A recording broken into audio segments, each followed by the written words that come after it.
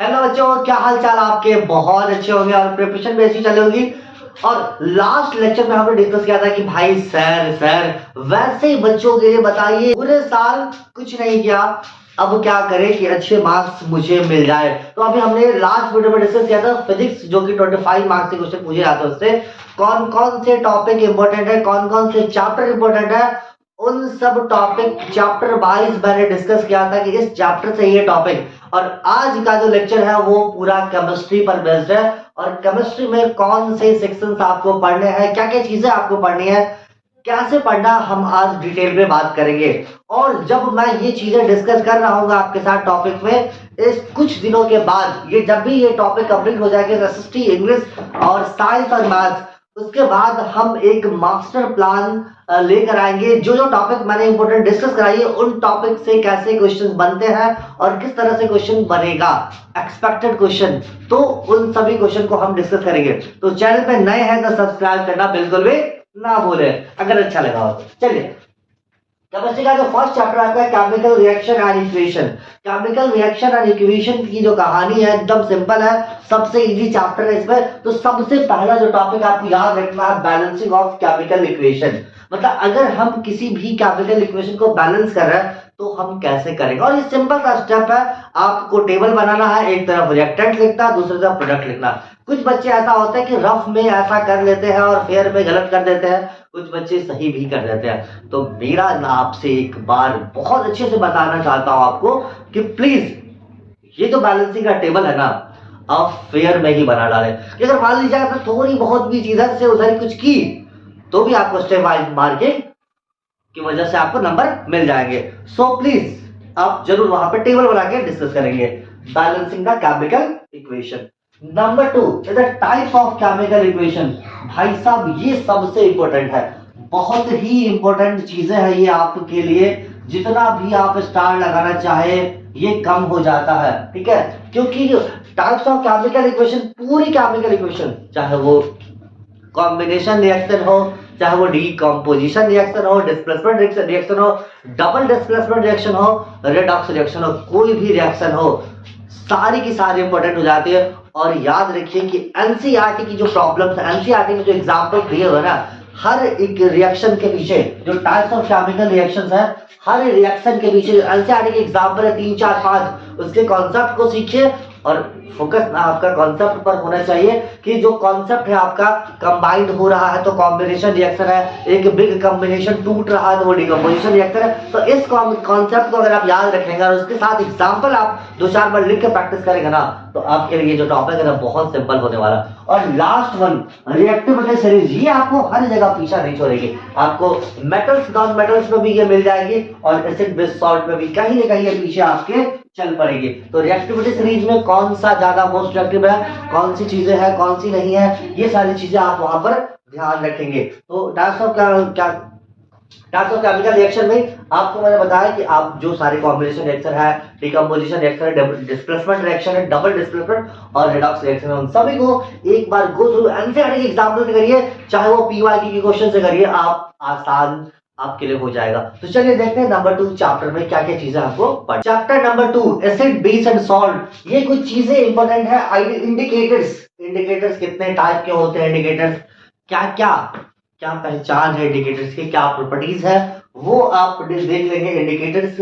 और दूसरा identification test है ना, ये बहुत बार क्वेश्चन आ जाता है कि ये चीजें आपको दे दी गई है और उसको आइडेंटिफाई करना है कि कौन एसिड है, कौन बेस है और कौन सॉल्ट है। तो ये आइडेंटिफिकेशन टेस्ट है, उसमें उसके बारे में थोड़ा सा पढ़ लेना आपको। और उसके बाद जो सबसे important chemical reactions of acid and base है ना, मतलब ऐसे समझिए कि chemical properties of acid and base.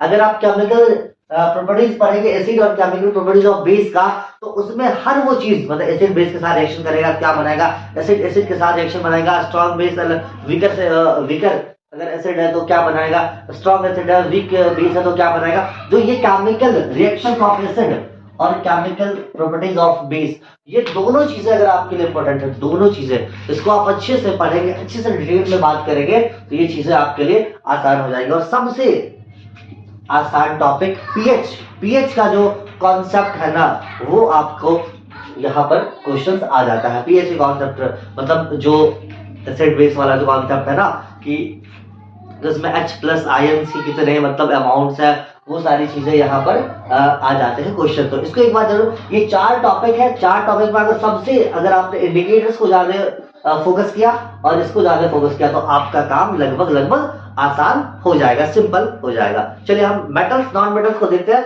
और कार्बोनेट्स कंपाउंड में क्या क्या चीजें आपको पढ़नी है उसको हम देखते हैं। Third, metals and non metals. Metals and non metal chapter से कौन कौन चीजें इंपॉर्टेंट है। पहला देखिए physical properties of metal and physical properties of non metal. ये अगर थोड़ा सा पढ़ेंगे तो चलेगा, लेकिन सबसे ज्यादा जो इंपॉर्टेंट है ना वो इसके एक्सेप्शंस है। मतलब जो मेटल्स है और नॉन मेटल्स है उसके जो फिजिकल प्रॉपर्टीज के एक्सेप्शंस आप ध्यान में जरूर याद रखेंगे, ठीक है। उसके बाद केमिकल प्रॉपर्टीज ऑफ मेटल्स का जो अच्छा chemical properties of metal and chemical properties of non metal, उन दोनों के ना केमिकल रिएक्शन के साथ याद रखना आपको। किसके साथ? Chemical reaction. अगर कोई मेटल किसी के साथ रिएक्शन कर रहा तो क्या प्रोडक्ट बना रहा है, तो वो जो केमिकल रिएक्शन है ना उस केमिकल रिएक्शन के साथ आपको याद रखना। उसके बाद ये मैंने बोला था कि रिएक्टिविटी सीरीज आपको पीछा नहीं छोड़ेगी। फर्स्ट चैप्टर में भी यही था और थर्ड चैप्टर में भी रिएक्टिविटी सीरीज को आप अच्छे से वही पढ़ लेंगे, तो यहाँ आपको पढ़ने की जरूरत नहीं पड़ेगी। और जो last one is the metallurgy. Metallurgy में छोटी छोटी चीजें हैं वो आप देख लेना। और एक चीज और यहाँ पर ध्यान रखना, जो इलेक्ट्रोलाइसिस प्रोसेस है ना, इलेक्ट्रोलाइसिस प्रोसेस के थ्रू कौन सा मेटल जो है वो मिलता है। तो जो रिफाइनिंग प्रोसेस का इलेक्ट्रोलाइसिस है वो एक बार एनसीईआरटी के बुक का जो चीजें हैं वो एक बार जरूर देख लेना। ये कहाँ से? एनसीईआरटी से पढ़ना। एनसीईआरटी से जितने सारे एक्टिविटीज है एक बार उसको जरूर देख लेना, तो आपके लिए ये जो चीजें हैं बहुत आसान हो जाएगी, है ना। ये पूरा मेटल्स नॉन मेटल्स की जो कहानी है यहीं पर कंप्लीट हो जाएगी। तो मुझे लगता है कि आपको पूरा जो थर्ड चैप्टर मतलब फिजिक्स के और केमिस्ट्री एंड बायोलॉजी के चैप्टर को डिस्कस करने में ज्यादा वक्त नहीं लगेगा। तो बिना टाइम वेस्ट किए आप अभी से लग जाएंगे तो आई होप कि आपका जो है अच्छा खासा काम बच जाएगा। एंड इट्स कंपाउंड, ये चैप्टर 4 है और चैप्टर 4 में क्या क्या ये इतने सारे टॉपिक है जो आपको इम्पोर्टेंट है और आपके लिए ना इजी होंगे, क्योंकि अगर आपने नहीं पढ़ा तो और ही आसान होंगे, क्योंकि बस एक बार पढ़ना है, क्वेश्चन को अच्छे से लगाना और आपके लिए ये चीजें सिंपल हो जाएंगी। पहला देखिए आइसोमर का कॉन्सेप्ट थोड़ा सा बहुत इजी है, एकदम सिंपल है, आप थोड़ा निकाल लेंगे। एलोटॉप्स भी बहुत आसान है। उसके बाद होमोलॉगस सीरीज एल्कीन वाला, एल्कीन वाला, एल्काइन वाला, वो सब आज के आसान है। हाँ थोड़ा सा यहाँ पर दिक्कत होगा जब थोड़ा सा भारी भरकम चीजें आएंगी, लेकिन अगर सिंपल होंगे तो आपके लिए नोमेनक्लेचर भी आसान हो जाएगा। उसके बाद केमिकल प्रॉपर्टीज क्या क्या वही वही वही वही कंबसन हो रहा और क्या क्या हो रहा वो सब चीजें एक बार देख लीजिएगा। उसके बाद एथेनॉल सारी चीजें, और इसके बाद एथेनोइक एसिड के बारे में, और सबसे जो इंपॉर्टेंट है सोप एंड डिटर्जेंट। क्या मतलब इसके छोटा सा एक एनसीईआरटी का जो एनसीईआरटी में जो लिखा हुआ ना बस उतना आप पढ़ लीजिएगा सोप एंड डिटर्जेंट के लिए, तो बहुत ही आसान है।